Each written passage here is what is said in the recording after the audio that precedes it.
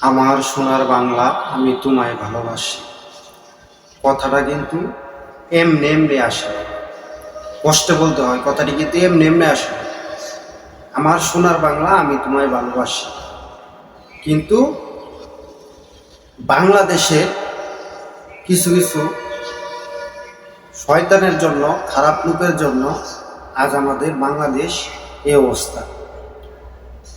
অতএব ডক্টর ইউনূস স্যারকে বলছি, স্যার আপনি অনেক দক্ষতা, আমরা জানি আপনি দেশ সুন্দরভাবে চালাইতে পারবেন, দেশের উন্নতি করতে পারবেন, সব দিক দিয়ে নজর দিবেন, ঠিক আছে? এই শয়তানেরা যেন দেশের কোনো ক্ষয়ক্ষতি না করতে পারে, দেশের কোনো দুর্নীতি যেন না করতে পারে।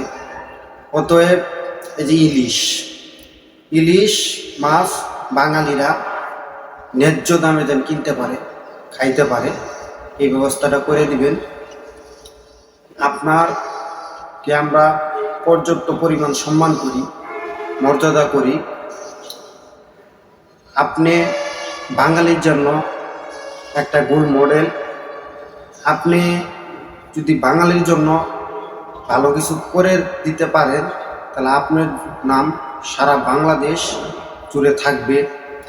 মানুষ বলবে একজন সরকার আসছে, এই সরকার দেশে ভালো কাজ করে গেছে, আপনার নাম উজ্জ্বল হবে।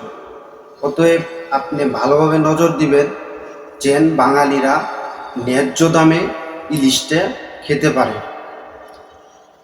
আমাদের দেশের পদ্মা নদীর ইলিশ বাঙালিরা অল্প দামে খাইবে, কিন্তু সেটা কি হয়, বেশি দামে আমাদের কিনে খেতে হয়।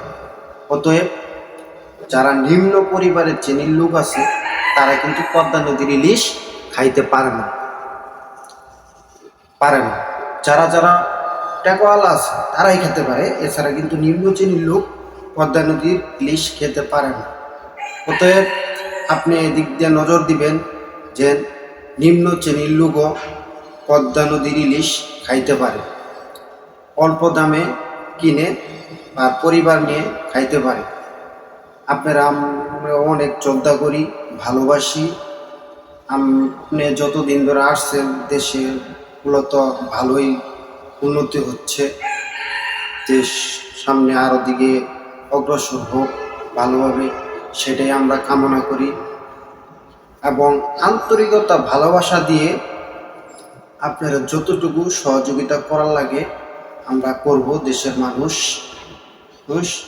আপনার পাশে থাকবো, আছি, ভবিষ্যতে থাকবো ইনশাল্লাহ। আপনি ডক্টর ইউনূস স্যার, আপনি এই দিক দিয়ে নজর রাখবেন। আরেকটা বিষয় না বললে না হয়, ইলিশ ভারতে রপ্তানি করা হয়, ঠিক আছে, রপ্তানি করা হয়, ভালো কথা, কিন্তু এমনভাবে যেন না করেন যেন বাঙালিরা খাইতে পারে না, এইভাবে যেন না হয়।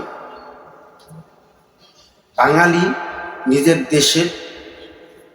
দেশের জিনিস, নিজের দেশের সব কিছু নিজের দেশের মানুষ আগে ভোগ করবে, তারপরে অন্যের দেশে যাবে। আমার দেশের মানুষ ইলিশ খাইতে পারলো না, অন্য দেশে রপ্তানি হলো, সেটা কিন্তু হবে না। আপনারা তো ভালোভাবে এটা নজরদারি করবেন ইনশাল্লাহ। এই বলে আমার